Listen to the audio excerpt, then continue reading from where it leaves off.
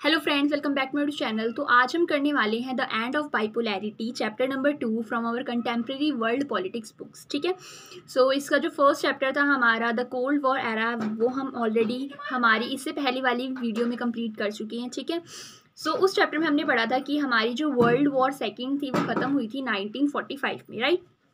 1945 के बाद हमारे पूरे विश्व में, वर्ल्ड में दो सुपर पावर्स निकल कर आई। एक थी यूएसए, दूसरी थी यूएसएसआर। ठीक है, इस चैप्टर में हम पढ़ेंगे कि कैसे ये जो बाइपोलैरिटी थी यानी कि दो ध्रुवीयता थी, इसका खात्मा हुआ। ठीक है, और हमारे विश्व के आगे सिर्फ और सिर्फ अब एक सुपर पावर बन के रह गई। ठीक है, और जो सुपर पावर हमारी ख़त्म हुई थी वो थी हमारी यूएसएसआर यानी कि union of Soviet socialist Republic. ठीक है, तो इस चैप्टर में हमने यही पढ़ना है कि कैसे जो यूएसएसआर था वो डिसइंटीग्रेट हुआ, यानी कि कैसे उसका पतन हुआ, क्या क्या सिस्टम चला इसके बाद और सारी चीज़ें। ठीक है, and this video is for both CUT aspirants and board students. ठीक है, सो CUT वाले बच्चों को इसके बाद आपको बिल्कुल भी NCERT खोलने की ज़रूरत नहीं है। ठीक है, जस्ट आपको रीड आउट करना तो आप कर सकते हो। ठीक है, सो हम शुरुआत करते हैं यहाँ पे बर्लिन की दीवार से। ठीक है, इनमें इससे बहुत सारे क्वेश्चंस निकल कर बनते हैं।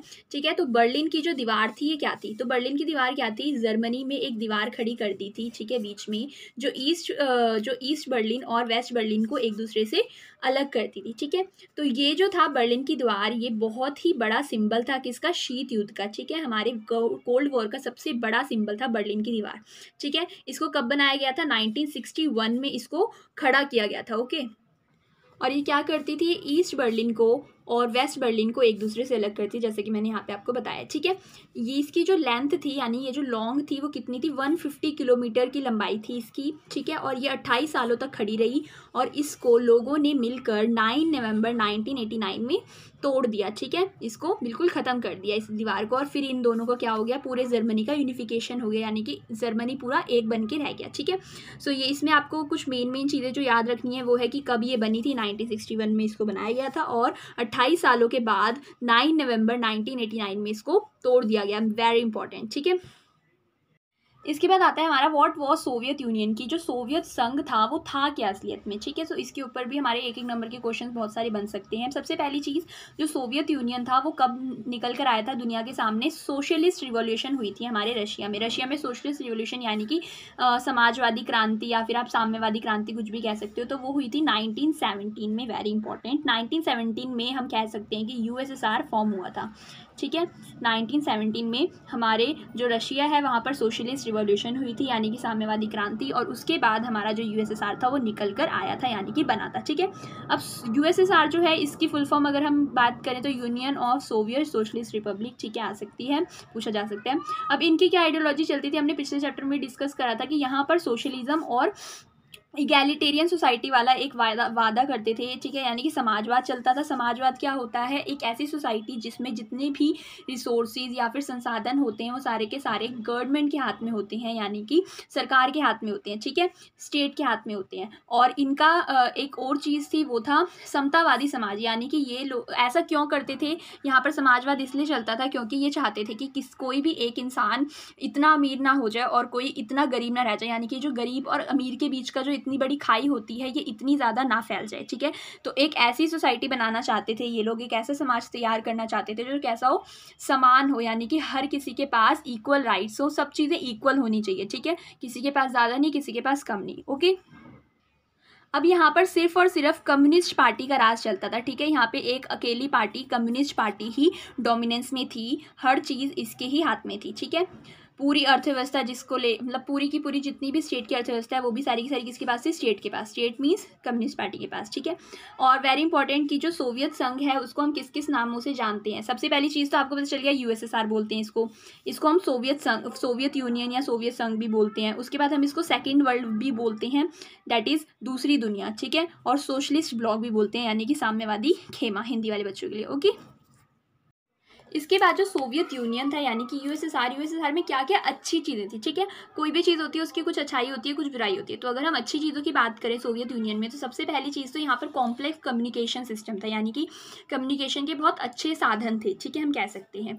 बहुत अच्छी इकोनॉमी थी, अर्थव्यवस्था बहुत अच्छी थी। वो अलग बात है कि USA जितनी अच्छी नहीं थी, बट बाकी देशों से अच्छी थी बहुत ज़्यादा। ठीक है, तो विकसित हमारी अर्थव्यवस्था थी। यहाँ पर वास्ट एनर्जी रिसोर्सेज, यहाँ पर बहुत मात्रा में संसाधन पाए जाते थे, अलग अलग तरीके की जैसे कि oil, iron, steel, machinery production, transport, इतनी सारी चीज़ें थी हमारे सोवियत यूनियन में, ठीक है। और इतना अच्छा ट्रांसपोर्ट था कि जो पुराने पुराने पिछड़े इलाके थे सोवियत यूनियन के, वहाँ तक भी सब चीज़ें पहुँचाई जाती थी, ठीक है। उसके बाद डोमेस्टिक कंज्यूमर इंडस्ट्री थी, यानी कि पिन से लेकर, एक छोटी सी पिन से लेकर कार तक सारी चीज़ें ये लोग अपने खुद के देश में बनाते थे, दूसरे देशों से इम्पोर्ट नहीं करते थे, ठीक है। दूसरे देशों से क्या नहीं करते थे, आयात नहीं करते थे, ओके। उसके बाद यहाँ पर सभी लोगों को क्या दिया जाता था, minimum standard of living. Minimum standard of living होता है जो बेसिक नेसेसिटीज़ होती है ना, रोटी, कपड़ा, मकान, मतलब हम कह सकते हैं जो लोगों को जीने के लिए ज़रूरी होती है बहुत ज़्यादा, ठीक है। सो वो जो बेसिक नेसेसिटीज़ है वो प्रोवाइड कराई जाती थी यहाँ पर हर किसी बंदे को, ठीक है।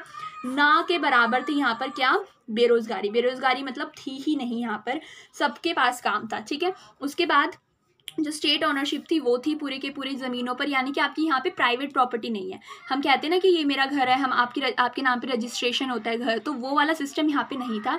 जितनी भी प्रॉपर्टी थी यहाँ पर, सब चीज़ें जिसे बोलते हैं, सारी की सारी हमारी किसके पास थी, सोवियत संघ के जो स्टेट है उसके पास।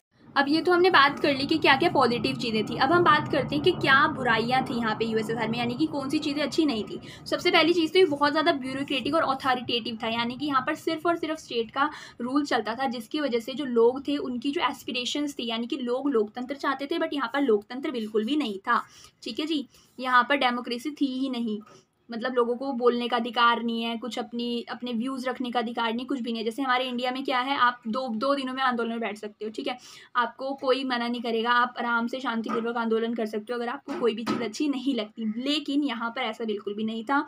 यहाँ पर लोगों की जो ओपिनियंस थे उनको कोई भी वैल्यू नहीं दी जाती थी। सारा का सारा कंट्रोल किसके पास था, स्टेट के पास था। इस वजह से वो बहुत ज़्यादा अथॉरिटेटिव थे, यानी कि वो अपना ही सब कुछ राज चलाते रहते थे, ठीक है। उसके बाद जो कम्युनिस्ट पार्टी थी, जैसे कि मैंने बताया कि वहाँ पर सिर्फ और सिर्फ कम्युनिस्ट पार्टी का राज चलता था, है ना। तो जो कम्युनिस्ट पार्टी थी वो क्या थी, अनअकाउंटेबल थी पीपल के लिए, यानी कि जो लोगों को वो जवाब नहीं देती थी किसी भी चीज़ के लिए, ठीक है। अपनी खुद की पॉलिसीज लगाई जा रहे हैं, जो मन कर रहे हैं। बेशक वो बेसिक नेसेसिटीज़ देते थे, लेकिन आप एक इंसान बिना अपने ओपिनियंस को शेयर करे, और अगर आपको कोई चीज़ अच्छी नहीं लग रही है तो आप उसकी तरफ बोल भी नहीं सकते। तो ऐसा सिस्टम भी नहीं चाहिए होता किसी बंदे को, ठीक है। तो वहाँ पर कम्युनिस्ट पार्टी का राज चलता था, और कम्युनिस्ट पार्टी क्या थी, बिल्कुल भी जवाबदेह नहीं थी लोगों के लिए, ठीक है। तो ये क्वेश्चंस ऐसे आ सकते हैं, मतलब सीयूईटी में, कि आपसे पूछ लेंगे कि what are the good things about the USSR, की क्या अच्छी बातें हैं, क्या बुरी बातें। तो आपको ये सारी चीज़ें दिमाग में रखनी है, ठीक है। वो कैसे भी घुमा के दे सकते हैं आपको क्वेश्चंस को, ठीक है। उसके बाद जो रशिया था, रशिया यहाँ पर सबसे बड़ी कंट्री थी पूरे यूएसएसआर में। जैसे कि हमें पता है कि जो यूएसएसआर है वो 15 कंट्री से मिलकर बनी हुई थी, ठीक है। कितनी कंट्रीज, 15 छोटी छोटी कंट्री से मिलकर बनी हुई थी, और इसमें से सबसे बड़ी कंट्री थी हमारी रशिया, ठीक है। तो रशिया जो थी ये 15 रिपब्लिक्स पे इसका डोमिनेंस था, यानी कि ज़्यादा, कहने को तो 15 कंट्रियों से मिलके बना है, लेकिन ज़्यादा जो डोमिनेंस है, मतलब ज़्यादा राज कौन चलाता था, यहाँ पर रशिया चलाता था, ठीक है। आर्म्स रेस, अब ये लोग क्या करते थे, यूएसए के साथ वो टक्कर पे आने के लिए ज़्यादा से ज़्यादा खर्चा करते थे मिलिट्री पर, ठीक है। यानी कि बड़े बड़े वो हथियार बना लिए, मिसाइलें तैयार करनी, तो इन सब पे ये लोग ज़्यादा ही खर्चा कर देते थे, बहुत ज़्यादा पैसे लगाते थे, ठीक है, जिसकी वजह से इनको बहुत ज़्यादा लॉस होता था, ठीक है। अब क्या हो रहा था, वेजेस तो बढ़ रहे थे, इन सारी फालतू की चीज़ों के चक्कर में क्या हो रहा था, लोगों की तनख्वाह तो बढ़ रही थी, लेकिन बिल्कुल भी प्रोडक्टिविटी और टेक्नोलॉजी नहीं बढ़ रही थी, बिल्कुल गिरी हुई थी, ठीक है। उसके बाद क्या हुआ, इन सब चीज़ों की वजह से फूड की भी शॉर्टेज हो गई थी यहाँ पर, ठीक है, यानी कि खाने की कमी हो गई। कंज्यूमर गुड्स जो होते हैं, जो लोगों की आम रोज़मर्रा के सामान होते हैं, उनकी भी कमी हो गई, ठीक है। और इसके बाद क्या हुआ, इकोनॉमी जो थी, इनकी अर्थव्यवस्था बिल्कुल रुकी गई थी 1970s के टाइम पे। अगर क्वेश्चन पूछ लें कि 1970s के टाइम पे क्या हुआ था यूएसएसआर के साथ, तो उसकी जो अर्थव्यवस्था थी बिल्कुल रुक गई थी, ठीक है। स्टैग्नेंट होता है रुक जाना, ठीक है।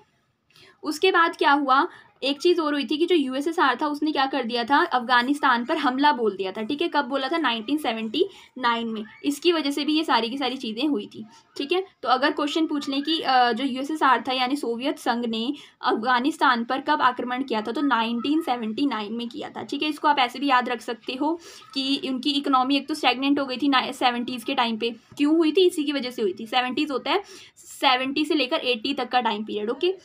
तो ये सारी चीज़ें आपको याद रखनी है, क्या पॉजिटिव्स हैं इसके, क्या यूएसएसआर में क्या चीज़ें अच्छी हैं और क्या चीज़ें बुरी थी, ठीक है। इसके बाद क्या हुआ, इसके बाद जो गॉर्बेचेव थे वो आए, ठीक है, हमारी सोवियत संघ में, ठीक है, और उन्होंने क्या क्या करा वो हम देखते हैं, ठीक है। सबसे पहली चीज़ तो मिखाइल गॉर्बेच कौन थे? मिखाइल गॉर्बेच जनरल सेक्रेटरी थे यूएसएसआर के, ठीक है, कम्युनिस्ट पार्टी से बिलोंग करते थे ये, ठीक है। और कब बने थे ये जनरल सेक्रेटरी? 1985 में। याद रखने की, जो मिखाइल गॉर्बेच थे वो जनरल सेक्रेटरी बने थे, हम क्या इसको शायद हिंदी में अध्यक्ष या ऐसे कुछ कहते हैं, but general secretary Hindi English दोनों में आएगा आपका पेपर, ठीक है। सो 1985 में ये जनरल सेक्रेटरी बने थे कम्युनिस्ट पार्टी के, ठीक है। अब ये क्या चाहते थे? सबसे पहली चीज़ तो हमें ये चीज़ समझनी है कि जो यूएसएसआर था वो डूब रहा था एक तरीके से, ठीक है, मतलब उसकी अर्थव्यवस्था बिल्कुल ही रुक चुकी थी, ठीक है। तो अब ये गॉर्बेचेव जब आए तो इनको पता तो चल गया था कि क्या क्या सिस्टम चल रहा है हमारे यूएसएसआर में, और अब इसको वापस से क्या करने की ज़रूरत है, एकदम यूएसएसआर की टक्कर पर लाने की ज़रूरत है। तो इन्होंने क्या सोचा कि हम रिफॉर्म लेकर आएंगे, ठीक है। और इनके जो रिफॉर्म्स थे, यानी कि बदलाव लेकर आना चाहते थे ये, उसमें से सबसे पहला रिफॉर्म था पेरेस्ट्रोइका और दूसरा था ग्लासनोस्ट, ठीक है।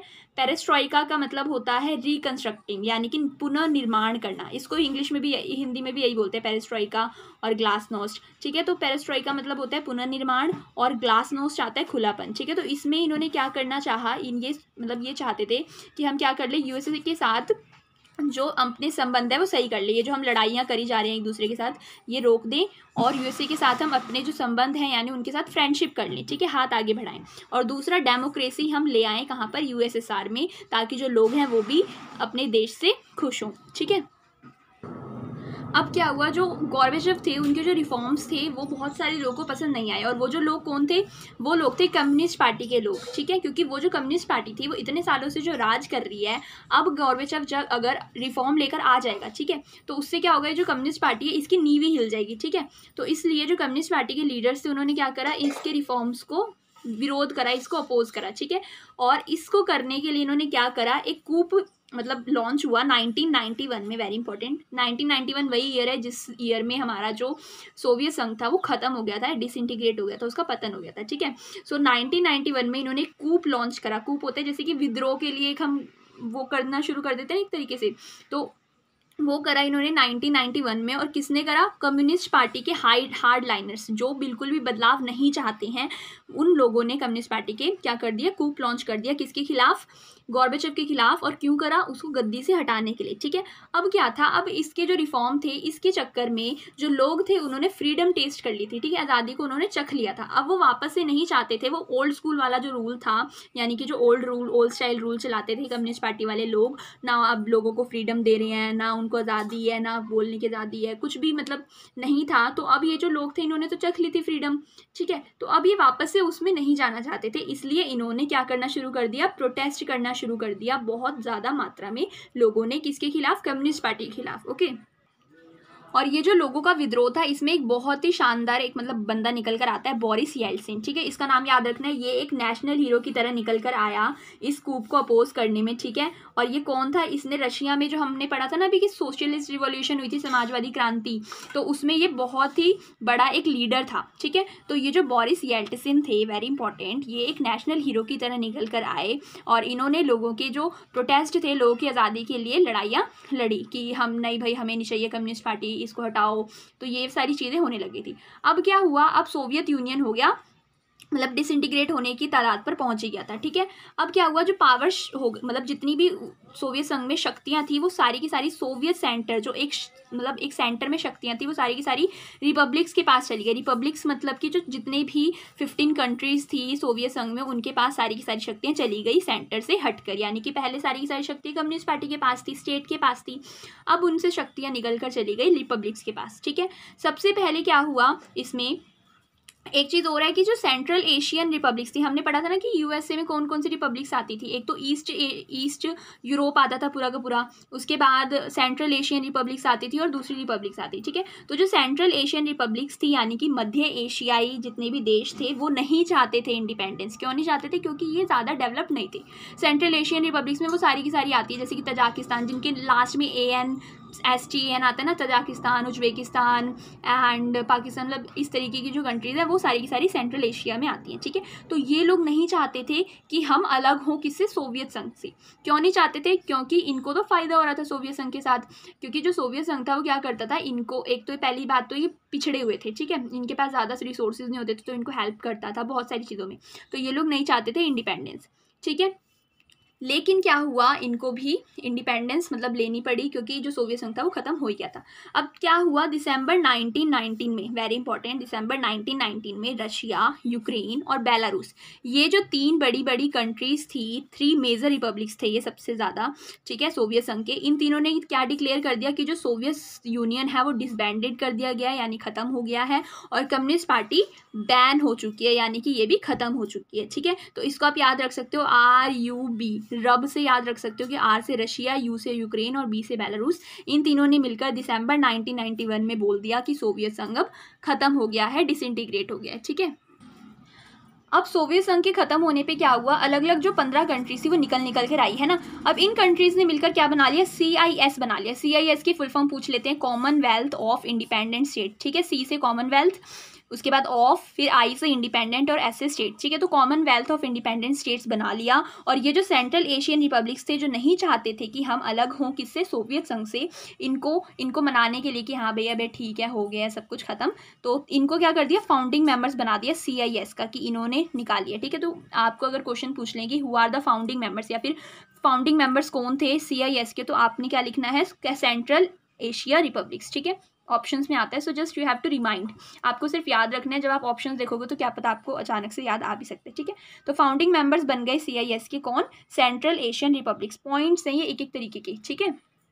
और डिसइंटीग्रेशन होने के बाद अब क्या हुआ, जो रशिया था, रशिया क्या था, पूरे सोवियत संघ का सबसे बड़ा जिसे हम बोल सकते हैं देश था, तो ये क्या बन गया, उत्तराधिकारी बन गया किसका, USSR का, यानी कि USSR के पास जितनी भी चीज़ें थी वो अब किसके पास आ गई, रशिया के पास आ गई। जैसे होता है ना कि राजा होता है, तो उसके जब राजा मर जाता है तो उसके बाद उसका जो बेटा होता है वो सब चीज़ें संभालने लग जाता है, पूरा राज्य है और सब चीज़ें जितनी भी होती है, खजाना वजाना। तो उसी तरीके से क्या हुआ, आप समझ सकते हो कि USSR मतलब बाप है, ठीक है, और उसका बेटा कौन है, रशिया, ठीक है। तो रशिया ने क्या कर लिया, उत्तराधिकारी बन गया ये, और जितनी भी चीज़ें थी, सबसे पहली चीज़ तो न्यूक्लियर पावर, सिर्फ और सिर्फ जो न्यूक्लियर पावर स्टेट था वो बन के रह गया रशिया, ठीक है, क्योंकि USSR के पास जो न्यूक्लियर पावर थी वो किसके पास चली गई, अब रशिया के पास, ठीक है, परमाणु हथियार।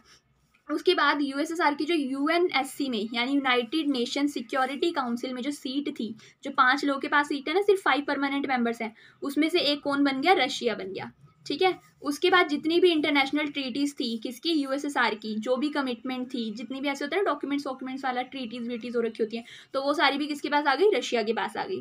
और सोवियत यूनियन क्या हो गया, खत्म हो गया, यानी कि बरी हो गया, दफना दिया गया, हम कह सकते हैं एक तरीके से, ठीक है। अब क्वेश्चन बनता है कि जो सोवियत यूनियन था वो डिसइंटीग्रेट क्यों हुआ, वाई, ठीक है। तो सबसे पहली चीज़ तो ये लोग क्या कर रहे थे, पीपल्स की जितनी भी लोगों की एस्पिरेशंस थी, जो लोग चाहते थे, उनकी आकांक्षाओं को पूरा नहीं कर पाया सोवियत यूनियन, ठीक है। दूसरी चीज़, धीरे धीरे करके क्या होने लग गया था, लोगों के अंदर नेशनलिज्म की भावना, यानी कि राष्ट्रवाद की जो भावना होती है वो उत्पन्न होने लग गई। जब एक बार किसी के अंदर राष्ट्रवाद की भावना उत्पन्न हो जाती है, मतलब जितने भी सोवियत संघ की अलग अलग कंट्रीज थी उनके अंदर हो गया कि हम भी एक कंट्री है, ठीक है, हमें अलग होना है। तो ये वाली जो एक फीलिंग थी वो लोगों के अंदर आनी शुरू हो गई, ठीक है। उसके बाद पॉलिटिकल और साइकोलॉजिकल जो शॉक लगा था लोगों को, क्योंकि जो लोग थे अब उनको ये पता चल गया था कि जो USSR है वो US से बहुत पिछड़ा हुआ है, यानी कि US के बराबर हम नहीं हैं। इनको अभी तक वहम में डाला जा रहा था कि हम बहुत ज़्यादा विकसित हैं, US से तो हमसे बहुत पीछे। तो ये लोग बेचारे वहम में जी रहे थे, ठीक है, और इनका वहम क्या हुआ, दूर हो गया।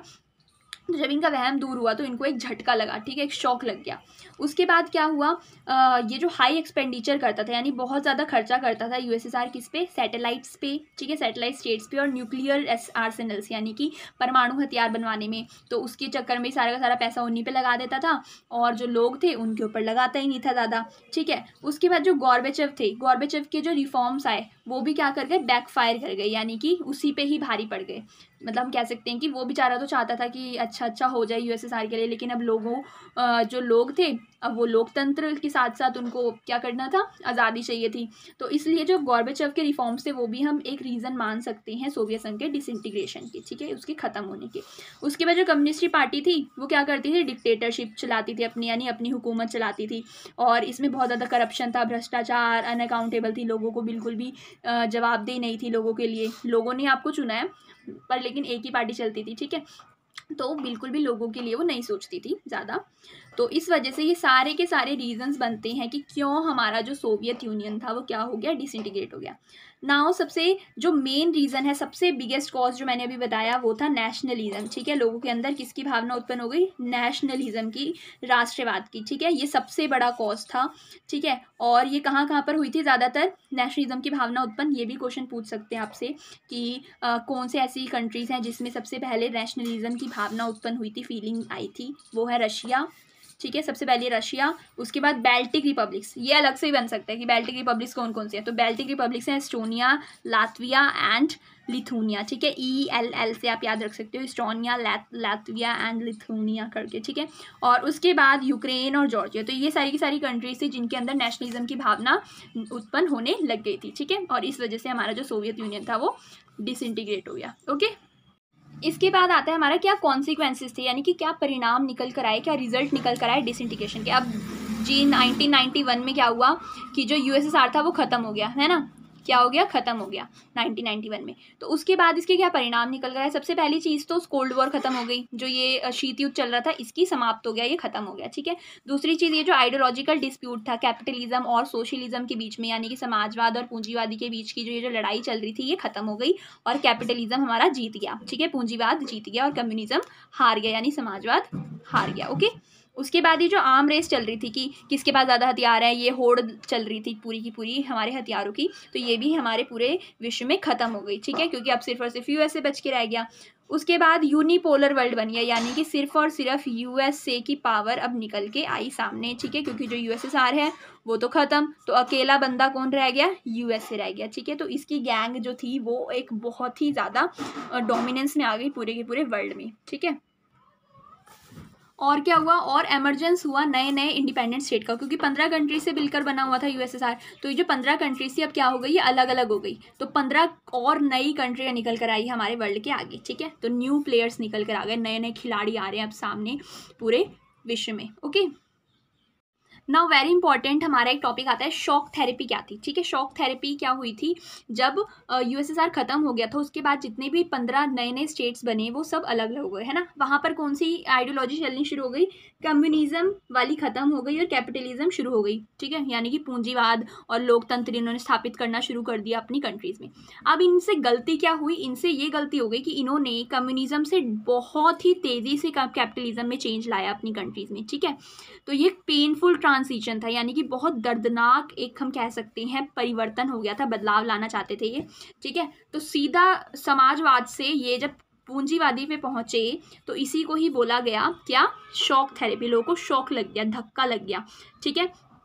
और ये जो था ये कम्युनिज्म से कैपिटलिज्म पे यानी समाजवाद से पूंजीवाद पर ये जो इतनी जल्दी ट्रांजिशन कराया गया, ये किसने करवाया था, वर्ल्ड बैंक ने और IMF ने, ठीक है, इंटरनेशनल मॉनेटरी फंड, इन दोनों ने मतलब इन दोनों ने बोला था ऐसा, इस वजह से ये हुआ था, ठीक है। तो टोटल शिफ्ट जो हुआ, ठीक है, और ये जो इमीडिएट ट्रांसमिशन था यानी ट्रांसफॉर्मेशन था, यानी कि बहुत ही जल्दी करा दिया गया, ठीक है, और कोई भी तीसरा वे था ही नहीं इनके पास, तो इस वजह से यहाँ पर क्या हो गई, शॉक थेरेपी लग गई पूरे के पूरे पोस्ट कम्युनिस्ट डिज़ाइंस में, यानी कि जितनी भी हमारी डिसइंटीग्रेट होकर जितनी भी 15 कंट्रीज बनी थी वहाँ पर, ठीक है। तो यही थी हमारी शॉक थेरेपी। अब शॉक थेरेपी के क्या कॉन्सिक्वेंसेज निकल कर आए, है ना। तो शॉक थेरेपी में क्या क्या हुआ, सबसे पहली चीज़ ये सबसे बड़ी गैराज सेल थी पूरे इतिहास की। गैराज सेल होता है मतलब इसमें क्या हुआ था, मेनली जो भी बड़ी बड़ी उद्योग थे, ठीक है, जितने भी स्टेट के पास बड़े बड़े उद्योग थे, लैंड था, ठीक है, क्योंकि पहले तो सारी की सारी चीज़ें किसके हाथ में थी, स्टेट के हाथ में थी, सारा कंट्रोल उनके पास था, लोगों के पास कुछ भी नहीं था, ज़ीरो चीज़ें थी, ठीक है, और उनके पास इतने पैसे भी नहीं थे खरीदने के लिए कि वो खरीद लें। तो अचानक से क्या हुआ, जैसे ही सोवियत संघ खत्म हुआ तो जितनी भी प्रॉपर्टीज़ थी वो कैसे क्या हो गई, बेचनी शुरू कर दी, ठीक है, औने पौने दामों पर बड़े बड़े जो इंडस्ट्रीज थे उनको बेच दी गई। लोगों के पास तो पैसे ही नहीं थे, तो जिनके पास थोड़े बहुत पैसे थे उन्होंने खरीद ली, ठीक है, बहुत ही तुच्छ दामों पर बेची गई, ठीक है। इसको बोला गया दुनिया की सबसे बड़ी गराज सेल, ठीक है। और इसकी वजह से क्या हुआ, जो रूबल था, रूबल क्या थी, रशिया की उस टाइम पे करेंसी, जैसे हमारे देश में रुपया चलता है, अमेरिका में डॉलर चलते हैं, वैसे ही रशिया में रूबल चलता था, ठीक है। तो रशिया का जो रूबल है उसकी वैल्यू डाउन हो गई, गिर गई, ठीक है, बहुत ही ज़्यादा। उसके बाद माफिया बहुत ज़्यादा उत्पन्न हो गया। माफिया क्या होता है, ये जो बॉस गिरी चलती है ना इनकी, जैसे कि आपने एक शूटर मूवी देखी होगी, तो शूटर मूवी में भी क्या है, वो जो मतलब वहाँ पे दिखा रहे क्या, पूरा ही माफिया होता है, ठीक है, जो गलत काम करते हैं, ड्रग्स डीलिंग करना एंड स्मगलिंग करना, ऑल दैट थिंग्स, ठीक है। तो ये बहुत ज़्यादा बढ़ गया था, कहाँ पर, ये रशिया में एंड यूएसएसआर में, जितनी भी कंट्रीज थी वहाँ पर। उसके बाद जो लोग थे वो क्या हो गए थे, निर्धनता बहुत ज़्यादा हो गई थी, यानी कि गरीबी बहुत ज़्यादा फैल गई थी, लोगों के पास पैसा नहीं था, ऊपर से क्या हो गया, सारी की सारी चीज़ें किसके हाथ में चली गई, प्राइवेट हाथों में। और प्राइवेट लोग जो हैं वो कभी भी लोगों के बारे में नहीं सोचते, उनको सिर्फ और सिर्फ अपने पैसों से मतलब होता है, प्रॉफिट से मतलब होता है। सो उन्होंने क्या करना शुरू कर दिया, हर चीज़ महंगी हो गई, बहुत ज़्यादा महंगाई बढ़ गई यहाँ पर, ठीक है। और लोग क्या हो गए, निर्धन हो गए, यानी कि गरीबी भी बहुत ज़्यादा देखने को मिली, गरीबी देखने को मिली, महंगाई देखने को मिली, ठीक है। जो गरीब और अमीर के बीच में जो ये जो खाई थी ये बहुत ज़्यादा हो गई, ठीक है। गरीब जो है वो बहुत गरीब हो गए, जो अमीर थे वो बहुत अमीर हो गए, ठीक है। तो ये चीज़ हो गई। उसके बाद स्पेशली ये कहाँ पर हुआ था, रशिया में हुआ था।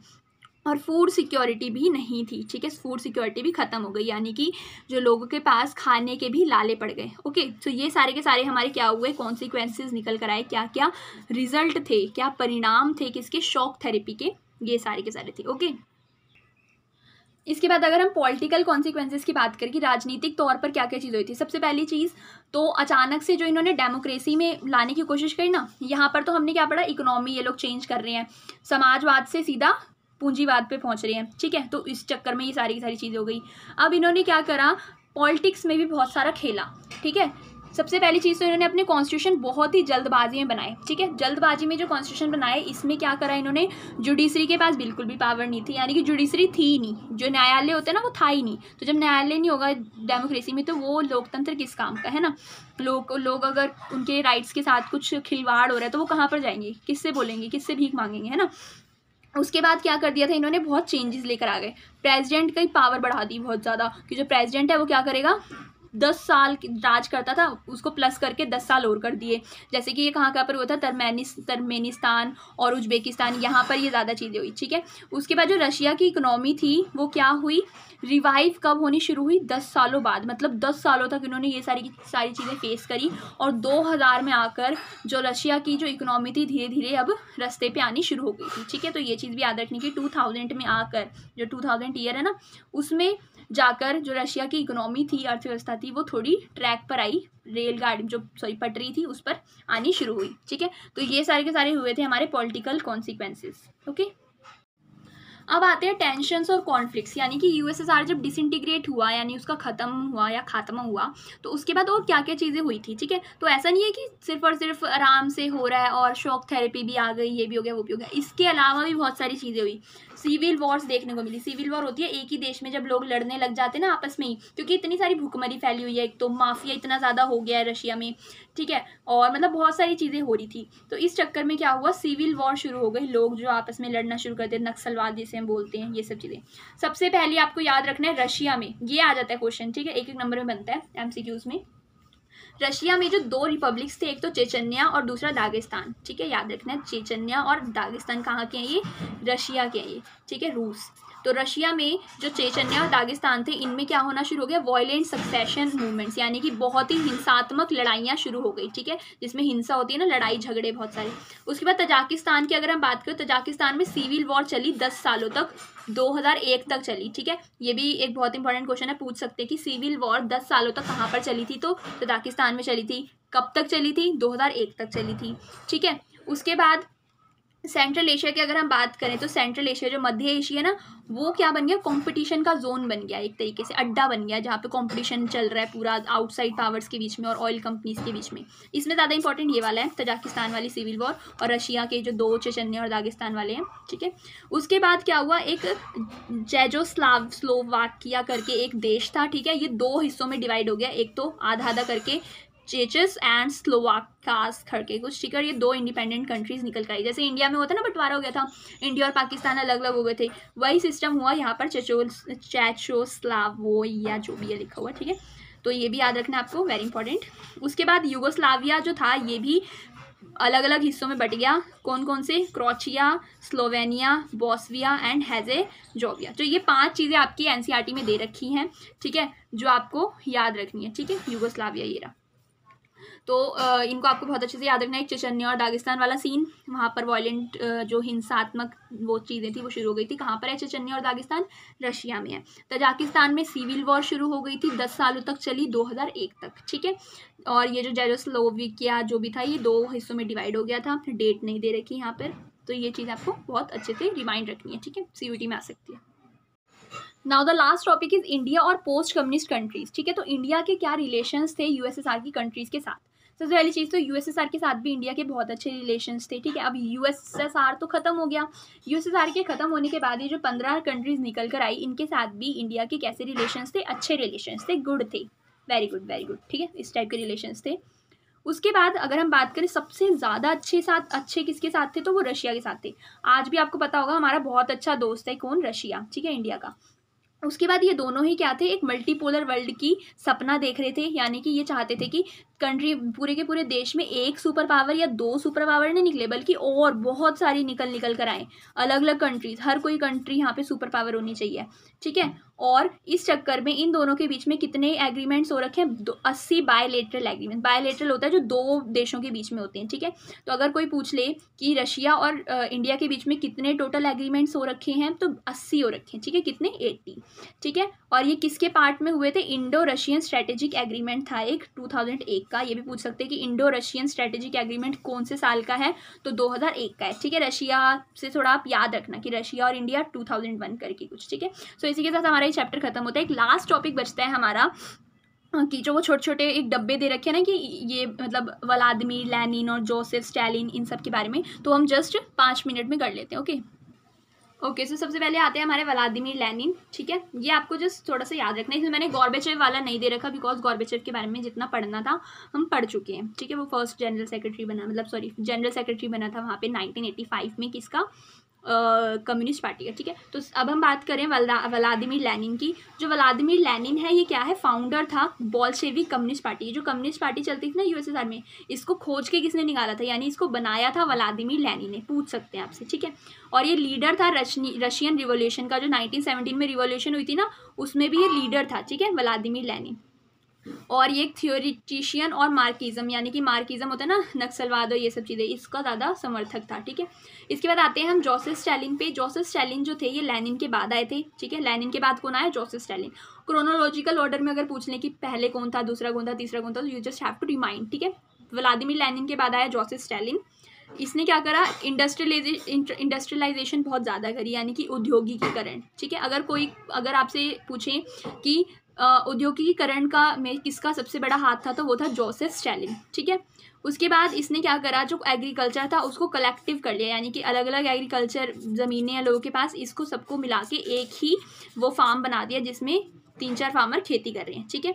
उसके बाद जो सोवियत विक्टर था, ठीक है, विक्ट्री का क्रेडिट भी इसी को ही जाता है, कहाँ पर, सेकेंड वर्ल्ड वॉर के टाइम पे, ठीक है। और ये ग्रेट टेरर जो हुआ था 1930 में, उसका भी रिस्पॉन्सिबल माना जाता है। ये आपके उसमें दे रखा है एनसीईआरटी में, अगर आप खोल के देखना चाहो तो आप देख सकते हो, डिब्बे में दे रखा है, 5-6 डिब्बे बने हुए हैं।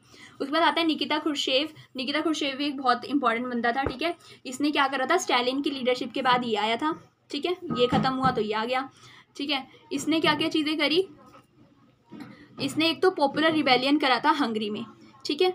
और ये चाहता था कि हम वेस्ट के साथ यानी यूएसए के साथ अच्छे से दोस्तियाँ बना लें, ठीक है, जैसे गॉर्बेचेव चाहता था ना वैसे ये वाला भी। और क्यूबन मिसाइल क्राइसिस में बहुत बड़ा हाथ है इसका, ठीक है, हमने पिछले चैप्टर में पढ़ा है कि जो क्यूबा मिसाइल संकट था उसमें इसका सबसे बड़ा हाथ था, इसी ने ही सारी की सारी मिसाइलें डलवाई थी कहाँ पर, क्यूबा में, ठीक है। इसके बाद आता है हमारा लियोनिड ब्रेशनेव, ठीक है, इन्होंने क्या करा था, propose Asian collective security system, ये इतने इंपॉर्टेंट नहीं है वैसे, ठीक है, और रेबिलियन करवाया था इन्होंने यूगोस्लाविया में, और इन्होंने ही क्या करा था, अफगानिस्तान पर इन्वेड करा था, ठीक है, अभी हमने पीछे डेट भी पढ़ी थी। उसके बाद आते हैं हमारे बोरिस येल्टसिन। बोरिस येल्टसिन वेरी इंपॉर्टेंट, पहले इलेक्टेड प्रेसिडेंट थे कहाँ के, रशिया के, ठीक है, क्योंकि जब यूएसएसआर खत्म हो गया तो उसके बाद रशिया बिल्कुल इंडिपेंडेंट हो गया। रशिया के सबसे पहले इलेक्टेड जो प्रेसिडेंट थे वो थे बोरिस येल्टसिन। बोरिस येल्टसिन के बारे में हमने अभी भी पढ़ा था कि वो हीरो की तरह निकल कर आए थे कहाँ पर, उसमें जब गॉर्बेचेव को हटाया जा रहा था ना, एक कूप रखा गया था 1991 में, तो उस टाइम के, ठीक है, ये मेयर थे ये मॉस्को के, ठीक है, गॉर्बेचेव ने इनको बनवाया था, और इनका बहुत ही की रोल है, मतलब एक बहुत बड़ा हाथ है किसमें, सोवियत संघ को ख़त्म करने में, यानी कि उसको बिल्कुल फिनिश करने में, ठीक है। सो इसी के साथ आपका ये चैप्टर पूरा खत्म होता है। आई होप आपको समझ आएगा। If you like so do like, share and subscribe. Thank you.